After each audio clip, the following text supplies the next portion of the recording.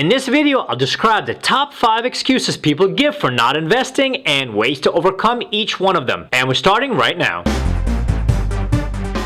Hey guys, Elliot here. So take a guess how many Americans invest in the stock market. If you said only about half, that's fairly close, and as recently as 2016, this number stood at about 52%. It's gotten a bit better since then, and the latest Gallup poll indicates that in 2023, just over 60% of US adults held stock or otherwise participated in the markets. The vast majority of these folks were indirect holders and participated with their 401k plans or IRAs only. So if 60% do invest to some extent, that means 40% do not participate in any way whatsoever, even though the stock market is the greatest wealth builder in the history of mankind. Now granted, roughly 12% of the US population lives at or below the poverty line, and investing may not always be an option, but that still leaves about 25% of the population who have the means to invest but a reluctance to do so. So why do people avoid investing? There are 5 well-known myths that perpetuate a fear of getting involved with the markets, so let's go over all of them. The number one excuse is, I don't have enough money to invest. This can be a legitimate reason if that person is in the 12% that I mentioned earlier. However, the US has one of the world's largest and richest middle classes, so the vast majority of the American population can in fact afford to invest on some level. For those folks, this excuse can be easily overcome by realizing that there's no set minimum to invest with, and almost anyone can start with just about any amount. If you can find $100, you can buy into an index fund and contribute just $25 per week to start. You can also buy fractional shares of many companies, and with most of today's discount online brokers not charging anything to buy and sell, 100% of your contribution will go toward the investment and not toward fees. In the end though, it will take some effort to bring expenses under control and free up money for investing. So this may be a great opportunity to master both effective budgeting and investing at the same time. The second excuse is, I'm afraid to lose money. Now yes, losing money is a real possibility with investing. The truth is that you can't completely eliminate risk, and no one should ever tell you otherwise. However, risk can be managed and minimized with the concept of diversification. As you continually invest in a wider variety of companies, sectors, and industries, it becomes less and less likely that any one bad investment will bring down your portfolio. Also, the markets offer many types of investments, with some of them being fairly low risk, such as government and corporate bonds, as well as money market funds and preferred stocks. Investing does not mean sinking your money into the latest volatile tech stock, and you can earn a fairly good return with safer approaches. In the end, the biggest risk turns out to be not investing at all. The third excuse is, I don't know how to invest or where to start. As a financial advisor and educator, I hear this one a lot, and it is true that the amount of information out there can at times be overwhelming. However, keep in mind that investing is often made out to be more complex than it really is. You need to start with the absolute basics, and that means signing up for a 401k if your employer has one, and in addition, open up an individual retirement account or IRA. If you do these 2 things, then congratulations, you're now officially an investor. You can then take it a step further by investing in an index fund on your own, and then little by little learn about individual stocks and how to analyze them. Investing is like swimming. You can't learn how to do it without getting wet, so it will take a little bit of effort, but believe me, just to get started is not difficult. Even a person who's completely unaware of any financial concepts and can't stand the idea of learning about stocks can easily switch on a retirement plan at work and contribute 5% out of their paycheck toward their retirement. Okay, so the fourth excuse is, I don't have enough time to invest. That concern may have come from seeing other investors take hours out of their day researching and analyzing stocks, or from seeing day traders sitting at their computers from morning until night. The truth, however, is that these folks do it because they want to, and for them investing is either a serious hobby or a profession to earn money. If you don't have a lot of time to dedicate to investing, you certainly don't have to, and yet you can still invest effectively. Much of investing is automated these days, and once set up, it can run on its own with only occasional adjustments. Funding 401k or an IRA can be automatic deductions from your paycheck. Just about every mutual fund or ETF will also deduct your weekly or monthly contributions automatically once you set them up. In fact, if you wish, all of your investing can be automated, or in some cases you can assign a financial advisor to handle investing decisions for you. The fifth and final excuse is, it's too late for me to invest, with the occasional variations such as investing is for others or I missed the boat on this. Let me combine all those excuses into one and say that while it's true that the best time to start investing was yesterday, the reality is that it's never too late. The minute you start, you made a first step toward a secure retirement and more wealth. Also, while we're at it, it's worth really driving this point home. Investing is not just for high earners or rich people, nor is it reserved for those with exclusive education, class, or privilege. In fact, investing is the exact opposite. It can be thought of as the great equalizer. Aside from a few items, the vast majority of investment tools are available to anyone and everyone with even a few dollars to invest. Moreover, with the vast resources of the internet, an investor can not only learn exactly how to use every investing approach in existence, they also have instant access to analysis and recommendations that would have been unthinkable just 25 or 30 years ago. So as you can see, there's really no excuse to not invest. Everything you need is right there at your fingertips. You just have to get up and go for it. Alright, I hope you enjoyed this summary of why you shouldn't sit on the sidelines when it comes to investing. Please do consider subscribing to the channel, helps me out a lot, and I will see you in the next video.